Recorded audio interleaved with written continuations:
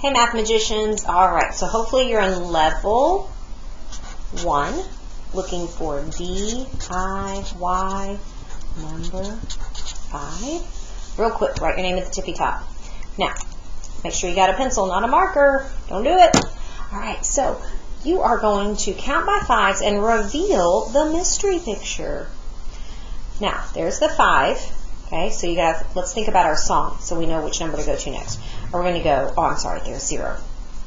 There's 0. Okay, so we would go 0, 5, 10, 15, 20, 25. Okay, what's next? 25, 30, 35, 40, 45, 50, 55, 60.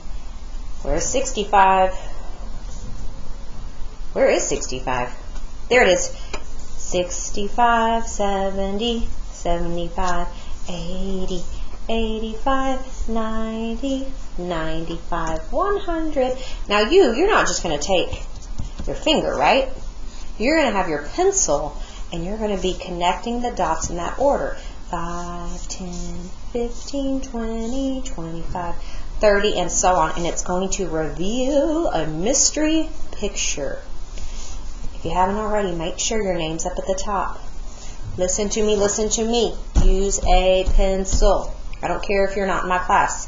If you're in Miss Hayes' class or Miss Brown's class, use a pencil in math. Sometimes you'll see the teachers using a marker or a crayon or something. That is for teaching purposes so that we know you can see. You need to make sure you're using a pencil so that if you make a goof, you can erase it. Alright, now before you go, I'm going to show you a quick picture of my puppy dog because he's so cute. There's my puppy.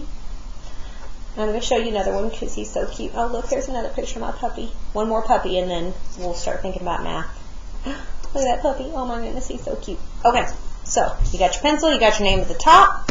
You're going to start at 0, 0, 5, 10, 15, 20, and so on, and reveal the mystery picture.